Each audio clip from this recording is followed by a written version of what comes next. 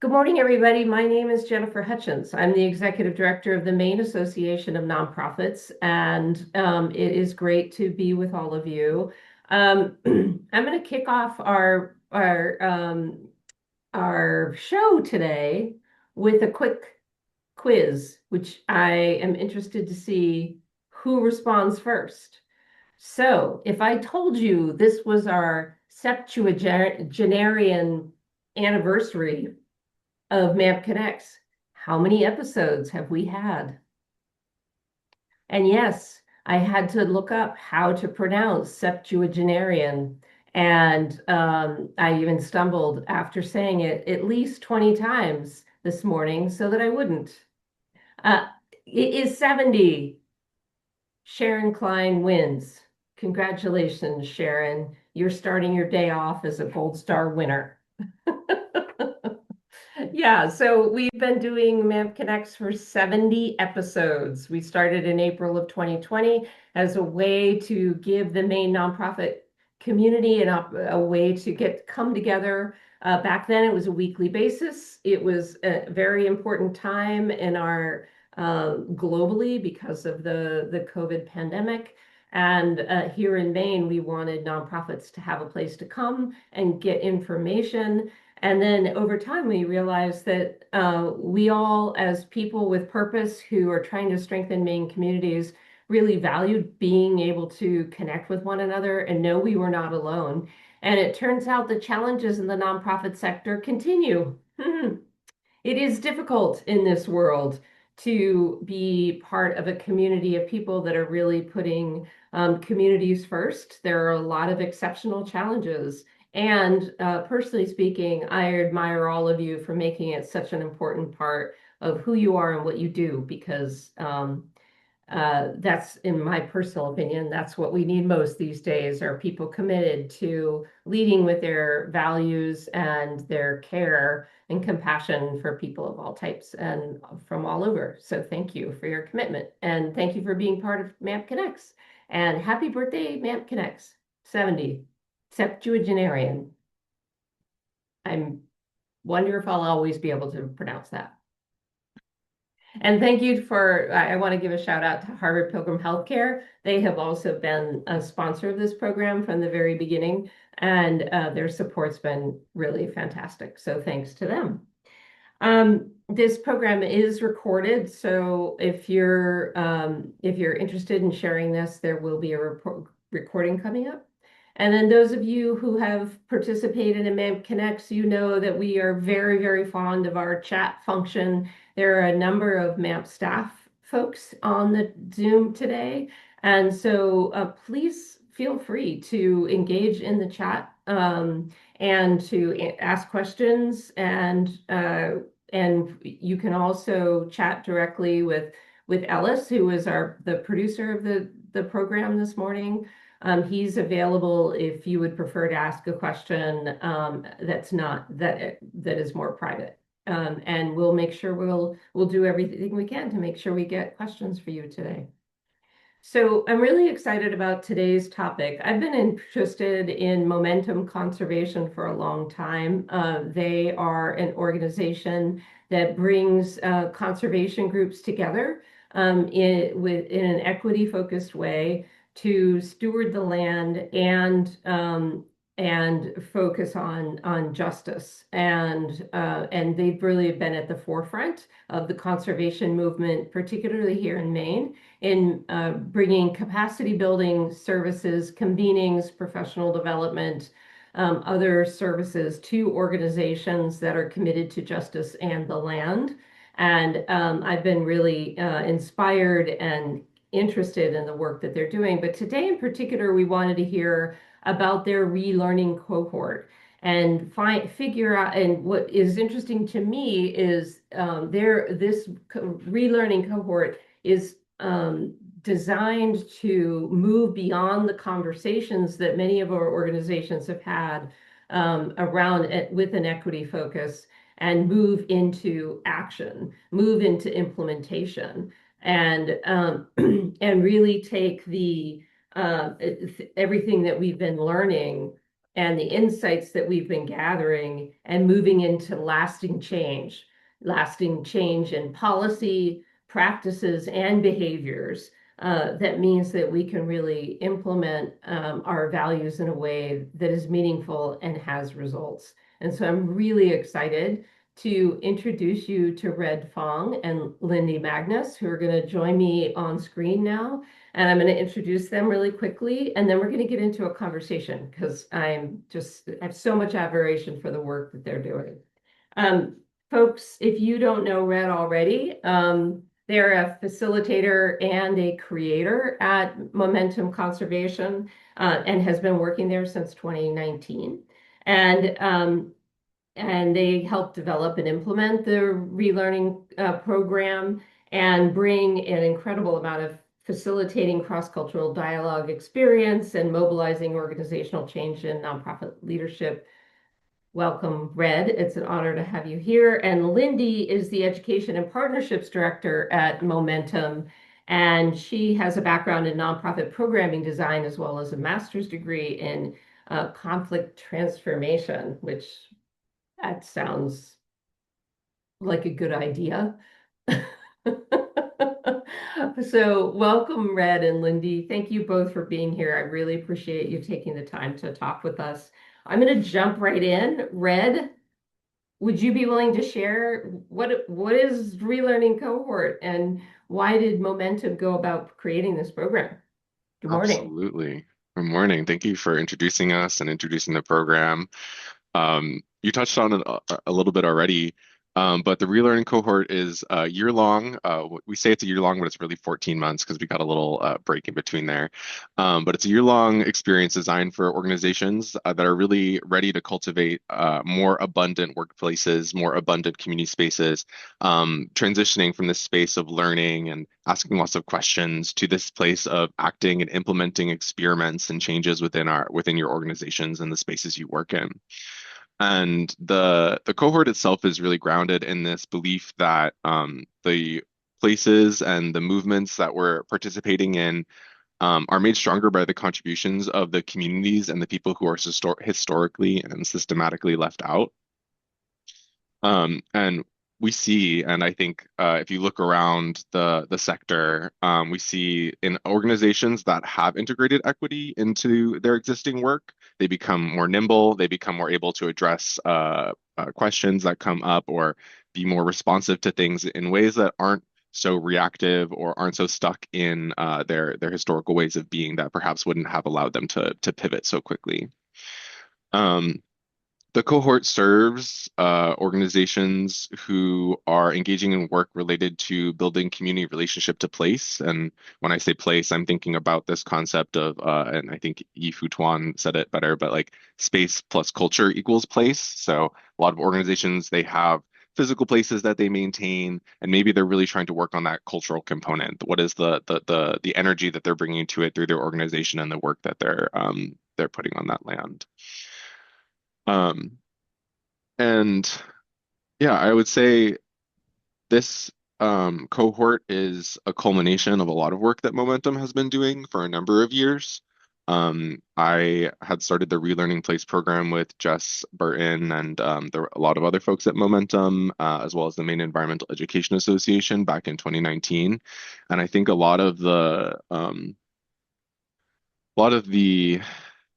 learnings that we share in the relearning cohort are grounded in that experience that we had, where we were learning together as two organizations, trying to bring this work into the larger conservation and environmental sector, and asking this question of all of our organizations about like, what does it mean to have this relationship to place? And I think Momentum has taken that a bit further over the past couple of years. We've worked on our Brave Spaces program. We have our own land trust grant program, and many other smaller equity related programs that have kind of like fed into this, where I think we're seeing this come to a head of these have all been really amazing conversations about equity, and we've learned so much as a sector. I mean, people have been asking questions and learning, I think, deeply since at least 2020. There's been lots of learning cohorts and pushes for people to get educated. And I think we're pretty saturated. I mean, there's always more to learn, but I think people are like, okay, what now? What now? And this relearning cohort is attempting to answer part of that question of, great, we've done our learning and now we got to put it into play and stop talking about it and actually see it in practice. Well, that brings me to a question that I had when I found out about the program is what do you mean by relearning? So when it comes to we're talking to ostensibly this morning a group of nonprofit people working in nonprofit organizations. In that context, yeah, what do you mean by relearning? Yeah. When I think about this term, I think a lot about the places that we come from and the ways that we are taught to move through the world as humans. I think, when you're growing up, you have a really innate sense of right and wrong. When you see something out in the world, you're like, "Ooh, that doesn't sit right with me. Like, I don't appreciate how that's making me feel." Um, and I think a lot of relearning is about recovering that sense of ability to discern what is right and wrong and how something sits with you.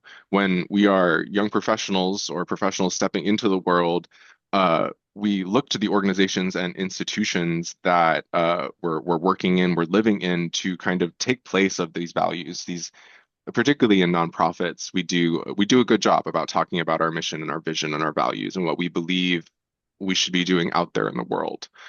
Um, and what we don't do, I think, is ask ourselves honestly if we're doing that well, if we're meeting our values and setting up the infrastructure and practices to actually speak to them, to actually see them play out in our workspace. And I think this process and this term of relearning is about finding that internal sense of rightness for yourself, where um, sorry, I lost my train of thought. No worries. Oh, yeah, yeah. So when we're working in nonprofits, we're asked to be representatives of this organization, of the mission, of the vision, and oftentimes we can be at odds with these, whether we feel like the organization isn't completely meeting what we say we're going to do, and it kind of leaves you in this like limbo space between real life and aspirations, and it makes room for these misinterpretations of what our values look like in practice, or we just end up paying lip service to these values.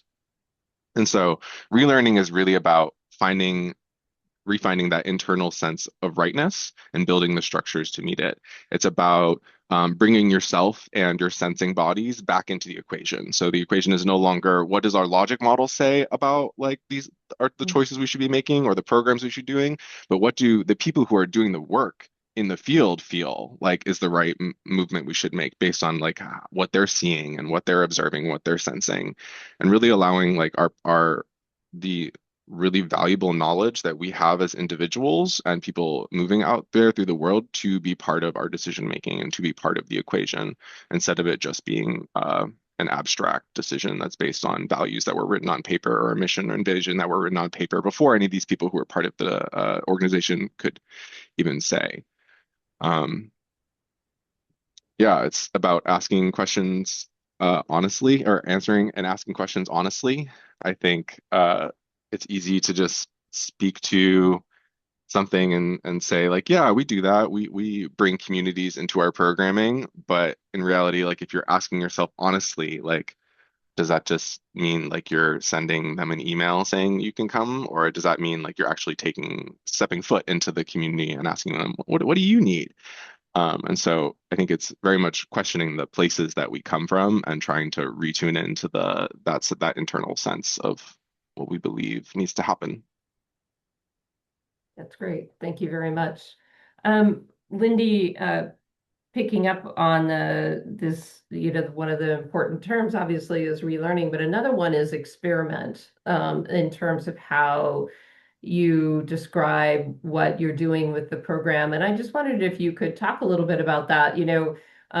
Since I've been in the nonprofit community, traditionally we've used things like best practices and this is the way you do things, and a little bit to Red's point of having to really question about whether or not the things we've always done are actually the are they really based and grounded in the values and the ultimate mission and purpose of what we're trying to do? And so anyway, I just was wondering why this it's important to this program to use experimentation versus, hey, this is how you put equity into practice and follow these rules and you'll be all set.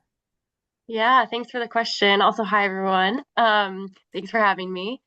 So when I think about kind of practices and policies versus experimentation, policies can be so formal. Like in equity policy, like that's kind of silly for me to think about because I often think about policies as needing to be voted on by the board. And also, like, not everything is ready to be a policy right away, and that's okay.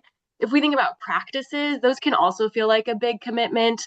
If it's like, oh, we're going to read our ways of being at the beginning of every meeting, like that can be a big thing to take on when you're first trying on new ways of being together. And I also think some of those practices can be dependent on personality, right? Like maybe Red has a practice of doing a somatic grounding before all of our meetings, but Lindy just like jumps in right away without the acknowledging the humanity. So it's both that policies might be too formal, practices they could be too formal, but they also could be too personality dependent. So I really like the term experiment because it allows people to be more nimble. So the name itself implies that we're going to try something, get some results, gather information from those results, and try something else, right? So it's cyclical in nature, and it is moving always rather than static. Because when we're thinking about, experiments for lasting change is kind of the phrase that we talk about when we were first putting together the cohort, because all change is constant and flowing. And when you're doing an experiment, sure, you have your factors that can change, but you can also adjust for the reality of external factors that are changing, like, ooh, maybe the funding source for this one partnership is looking different, so we're going to have to tweak something. It just allows for organizations and for humans to be more responsive rather than saying like, oh, we're coming in, this is our new equity statement, this is the way we're doing things now, and this is the way things are going to be going forward. And I also like the idea of this like movement that is built within the experimental framework rather than the practice policy framework because it it is flowing, as I said before, and brings this new knowledge. So in this case, around equity, right? Like we've all gone to many good webinars where there's cool paradigms presented, and then it's like we might mention it at a staff meeting, but it pretty much stays here in my brain as the person that went to the webinar. But experimenting can move things from like, oh, this is a really cool idea to like, hey, we're just going to try this. And I also think within that experiment, we're trying, right? We don't think we're going to get it exactly perfect the first time. So that's part of why we like to talk about an experiment rather than a new practice or something like that. I can also imagine that that can help because not every organization has the same circumstances. And Right. so if it's prescriptive, Yes. I could see some organizations saying, oh, there's no way I'm going to be able to convince so and so to act in this way or to adopt this policy. But by using the word experiment, it immediately takes the pressure off of the expectation to get it right Yes. the first time and so I'll move to my next question, which is both of you just, popcorn it between the two of you. But in working with all these organizations and watching them, as you said, Red, there have been lots of learning cohorts. We've been doing a lot of good learning over the last several years. What are you guys seeing as kind of the biggest sticking points when it comes to meaning well and wanting to do something and actually moving into action? What are some of those big challenges that you've been observing? One of the interesting things that I've observed in this world of like organizational change is kind of what Lindy's speaking to around. I think when we learn about new frameworks or new practices, there's this eagerness to try it out or this eagerness to kind of consider how it might play into your current organizational infrastructure. I can think of like a few examples from my past organization where we were like, yeah, that's a cool framework. Let's adopt it. And then we did. And then it didn't work out because we didn't take the time to let it like melt itself into the organization. We just took it wholesale. And so I think there's this sort of like fine tuning that you have to do when you're taking these concepts that are out there in the world that may not be contextually or place specific to the way that Maine or the way that the environmental or conservation sector in Maine is operating, that you need to do a little bit of fine tuning on your own to adapt that tool so that it actually fits within the context that you're working in. Um, I will also say that leadership and leadership buy-in is a really big challenge in a lot of these organizations. I see, and not in the sense where like, oh, of course, like it's hard to convince an executive director to change like how the institution that they've been running needs to. It's hard to convince them that they need to do their job differently sometimes, either the executive director or the board member. And so we have like these staff members who maybe they're younger, maybe they've come from a different organization and they're really excited about change and they're seeing all these things like this cohort, like the changes that are happening in maybe some other organizations in the sector, and they want to try it in their organization and they're trying to bring it there. And there's this barrier, there's this wall, there's this like um inability for any of it to stick. And it becomes really frustrating and very disheartening for those folks where they really want it. It's so close. You're like, oh, we could just change this practice, please. And it's not going to take because the organizational culture is not there. And it's not that culture is not being stewarded or shepherded by a leadership member who's really setting that example of what it looks like to try something new, to be in this practice of experimentation. Lindy, do you have anything you want to add to that? Yeah. Thanks for that, Red. I think pulling from Red and from you, Jennifer, too, from the last question of like, we think about best practices, like whose best are we talking about? It's Right. someone that tried something and it worked for them, and then they're sharing about it, but it's not necessarily adaptable to what's the reality of your organization and your team and your collaborators and things like that. So, I mean, the big question that you asked was about like, what are the challenges? And that part of me is like, well, what aren't the challenges, right? Capacity, governance structure, imposter syndrome. Like we have so many things that can feel like barriers to implementing this change. And that can feel really scary. It's unknown, it's uncomfortable, but it is what we need to do. And so I think to just offer like a metaphor kind of from my side of the sector, and also just highlight some indigenous caretaking practices. So I want to think about like a prescribed burn for a forest. So if you're walking on a trail and you're like, ooh, how can I help this forest thrive? I know my first thought is not usually like, burn it down, right? Sometimes, but not really, not often. And Yeah. so if we think about a prescribed burn, it's very intentional. It can look pretty jarring if you go to a place that has recently been burned, like you see the char, you don't see many understory plants and things like that. But like that was very intentionally created. There's a container for that fire to be. There's a lot of prep before a prescribed burn. There's risk management plans. And so again, I'm not saying burn it down, but taking a big bold action like a fire, uh you'll see change, right? If you're patient, you will see the results. Native plants will start coming back. The death of certain plants will make way for other things. And I think most importantly, like some seeds need fire to germinate. So I like to ask the question of like, ooh, what will we miss out on if we are just going to continue in this business as usual? Like, where are our current policies, even if they're like 85% good, they still could be blocking something even more exciting and transformative from happening. So that's kind of what I think about. It's scary, and I'm offering that it's worth it. Thanks. Red, I know we had presented this question to you in advance, and so I just wanted to give you an opportunity. So I'm imagining, some of the critical or factors that are make the likelihood of implementation being more successful for the organization certainly would be leadership, certainly willingness, right? Openness to try. I wondered if there was a couple of things. If you're thinking about if there might be a staff member on this call who wants to see change in their organization, are there other things that you've observed that it can be really helpful foundational things that would help an organization be successful? Yeah, I think um, one is making changes that are small enough and within your scope of control. So say you're a director of a program or a coordinator or something like that, and you have like some sort of ownership over your scope of work or whatever you're responsible for. What are you able to make adjustments in that will help you like mirror and model the effect Mm, of what incorporating equity into your workflow looks like? Um, and I think the other part of it is um,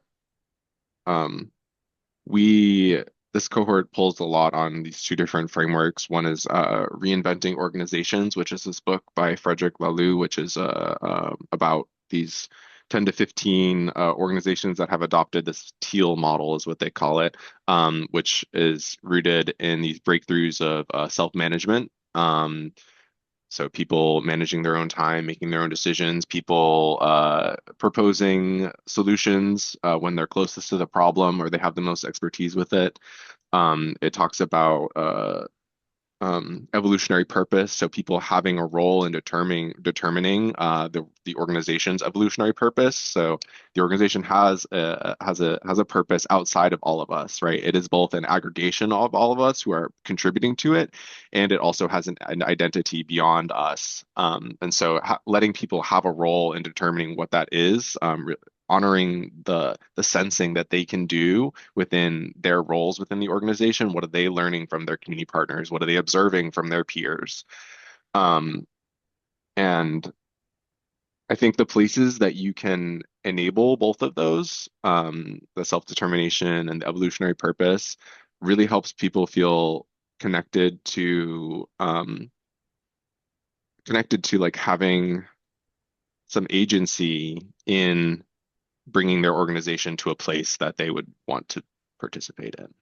yeah, I love that, Red. That's exactly the word that was popping up in my head when you were talking was agency. And I think about one of the words that you all use, right? Policies, practices, and behaviors. And we all ostensibly have agency over how we act, how we engage with people on a one-on-one basis, right? Our bosses don't tell us how to have conversations with our coworkers in the lunchroom, right? Like we get to do that. And then it reminds me of being a parent and having to learn the hard way about being a parent and realizing over time that telling my kid what to do is not the best way to get them to do what I want them to do. And the best thing I can do is just be like, live my values, live the way I want to be in the world, and ostensibly want to pass that along to them and model that. So I love that. We do have a question that Sharon asked in the chat that I think is important to before we move on to the next question, and either one of you can take it, but how have you seen teams handling the dynamics when there might be some of the staff are quite comfortable in their learning around equity, whereas others still need more learning probably before you're going to get to a place where implementation can happen. What approaches have you seen to those dynamics that might be helpful? Sure. Uh, I think this came up in our last cohort session, actually. Someone was asking a question about this. And I think this is where the experimentation mindset and relying on the strength or durability of the relationships of the people in the room are helpful. Um, so when you're spending this time steeping in learning, there can feel like there's like two ends of the situation, right? If you're the person who's spent all this time learning, You're looking at your organization, you're saying, oh my God, there are so many things that need to change. There are so many things we need to improve, or that it feels so overwhelming, and I don't know if I'm gonna be able to do this because of the way that my organization is structured, the relationships or the attitudes of people towards this.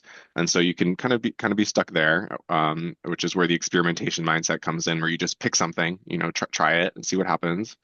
And then you're on the other end where maybe you haven't done much learning, but the people or your peers on your board, on your staff, have done all this learning, and you feel like I don't know anything, and this is really frustrating, that they're trying to push me into a process that I don't really understand yet.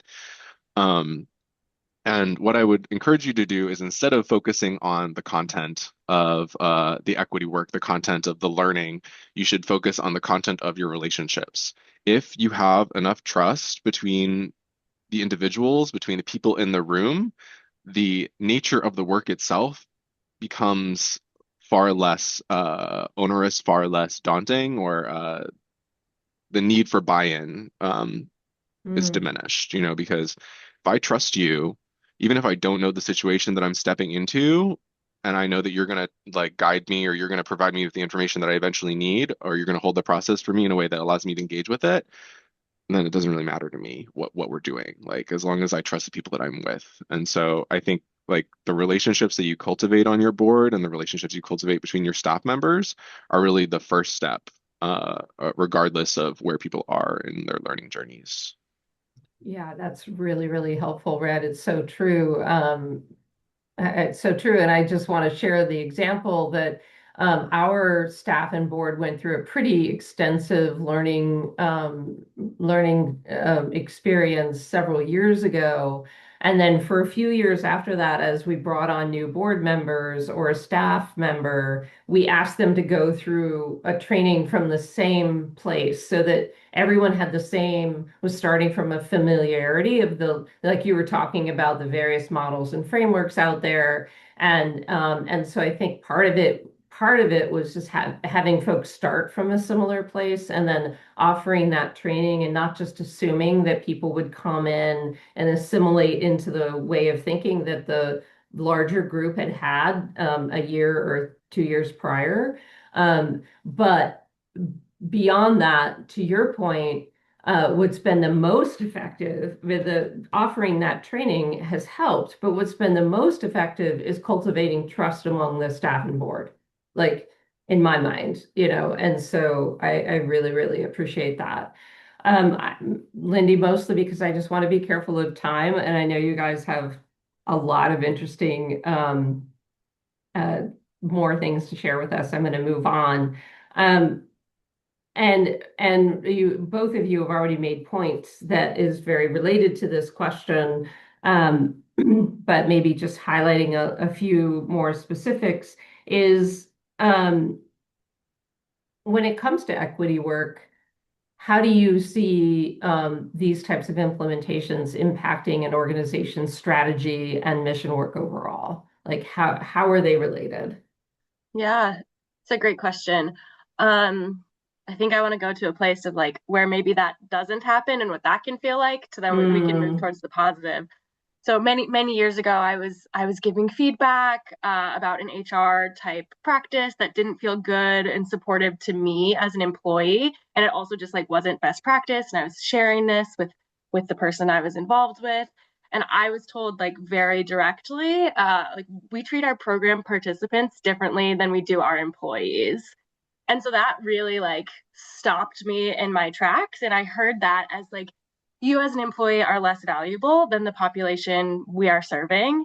And so I would offer that that is maybe what not having equity infused mm, into your organizational culture can feel like. And I don't think anyone wants to feel that way. So on the opposite side of that, like thinking about strategy and effectiveness, well, people are going to be happier, right? Your employees are going to want to come to work. Volunteers will tell other people how great their experience was and what a strong organization you have. Your staff will have more buy-in for the decisions if they feel like they are part of the decision-making process. People will give you more feedback if they know that they will then be able to see the impact of that feedback rather than it just, living in your Google survey spreadsheet. And like, sure, strategy and effectiveness, like that actually might lead to more donors, more people donating more if they've had a positive experience volunteering with you. You might be able to grow your strategic partnerships. But at the end of the day, this type of equity work is like investing in your own integrity as a leader and as a human. And that I think is something we all want to do to lead to a better world and part of the solutions to all of the problems, both within small nonprofits and that sort of industrial complex, as well as like for the goodness of the world. So really there's no cons for what it won't hurt you to implement this type of practice. Absolutely. Absolutely. And then how many organizations are in the cohort actually? Yeah, so we have 8 organizations, and folks are invited to join with a partner. So we have Okay. 16 people participating in the cohort, and we did that Oh, strategically because we know, as someone that's been a part of a lot of different equity learnings, but maybe I'm not sitting in a seat of power in an organization, that can be really frustrating. So we asked people to think about if it was a staff member who wasn't an executive director, maybe they have a board member as their partner in the cohort, things like that, so that there is actually some of that organizational power levers hmm. doing this learning and doing the implementation of this learning. Yeah, great. And so, what are some small ways that if you're not part of this cohort, you could start putting some of this learning into practice? Yeah.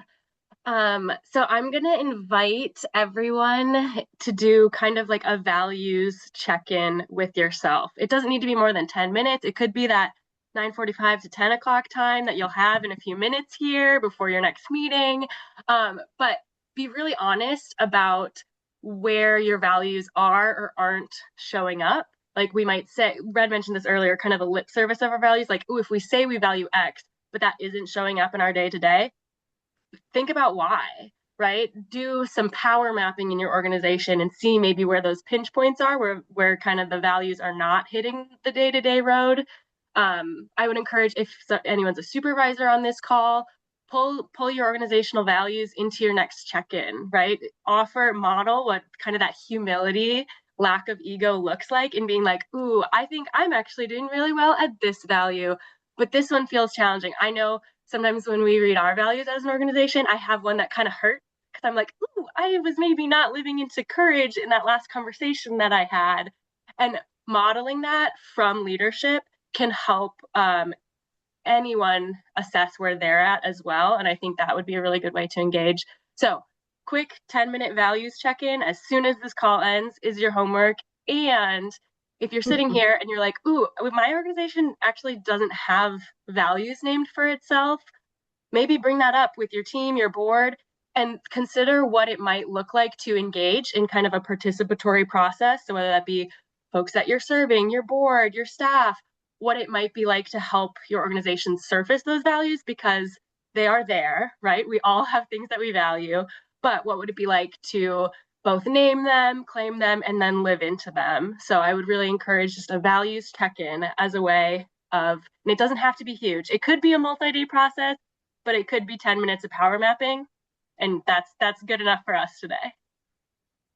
I'm going to give you the final word, Red, but one thing I do want to offer folks is we obviously, after spending half an hour with Red and Lindy, we all want to be part of their cohort. But they clearly have obviously they can't do it for everybody all the time. And I just want to share with folks that starting your own informal group with peers can be really, really helpful because, Lindy and Red have just scratched the surface of how to go about these things. And I just personally have, as our organization has shifted and examined what it means to be values focused and to have equity as one of our values. We've gone through a lot of this experimentation, trying things, changing things, little things, all the way up to big policies, compensation philosophy, all of that. There's so many different ways to approach it, behaviors. I would really encourage anyone to potentially think about starting your own informal group where you meet with some peers on a regular basis to get some ideas. Because I'm just inspired by this conversation with Red and Lindy to I'm already remembering, just the way at MAMP, in some cases, we've learned over time just the way we ask questions or the way, you get used to, it's a culture, right? To Red's point, like it's place and culture. And you get used to doing things a certain way, and you don't necessarily realize that by changing up the way you ask or adding a simple question or not making an assumption that somebody doesn't want to be included or does want to be included, like all the assumptions and practices that we use and how much has shifted. I just encourage folks to keep talking with peers, keep experimenting, keep being brave, because it really does end up bringing back to Lindy's point, it ends up making it better for everybody. Everybody just ends up having more fun and more impact, which is what we all ultimately want in nonprofits. But let's wrap up because we're coming to time. But Red, looking ahead, what gives you hope about where this work is heading in the sector? Yeah, sometimes I struggle a little bit with this concept of hope because it can feel like abstract Mm, as like, oh, like yeah. I'm this thing in the future feels promised or it feels like it's going to come eventually. Mhm. And I think at times it can be a little obscured by the roads, the obstacles in our way. And so I kind of want to tease apart like this concept of momentum and hope. I see momentum building through the level of honesty that people are willing to engage with in conversations about equity. Oh, maybe I haven't been showing up to this value in the way that I thought I was, or this is really hard for me today. And I've seen more directors and board members kind of engaging in those, able to engage in those conversations. And I think another thing that builds this momentum is the ways in which people are able to separate their personal selves and their egos from the organization's identity. There's more. I know it can feel like hard to see at times, but I think the more we're able to have conversations about the organization itself and not like my role in the organization or what I think like needs to happen or like all of those egocentric ways of leading have started to show up a little bit more consistently. So that's building some momentum. I see young people stepping into leadership. I see intergenerational dialogue happening in these organizations. A number of the organizations participating in the cohort have like a nice like intergenerational vibe to them, where there's like an older board member or an executive director, and then we have some younger staff members who are in their early 20s, and beginning to see the ways in which they're able to have conversations, generative conversations as a result. Um, and I think like when you think about the concept of hope or looking for hope, I encourage you instead to turn towards the strength and the depth of your relationships and the commitments you've made at them. Examine your relationship to yourself. Do you have self-care practices that allow you to sustain yourself in this work? And do you hold yourselves accountable to them? I know people talk about like, yeah, like let's take care of ourselves, but then like when it's crunch time, you don't take a walk outside. You should examine your personal, professional, and social lives. Are the relationships in those reciprocal and interdependent? Are they going to show up for you when you need them? Or are you going to show up for them when they need you?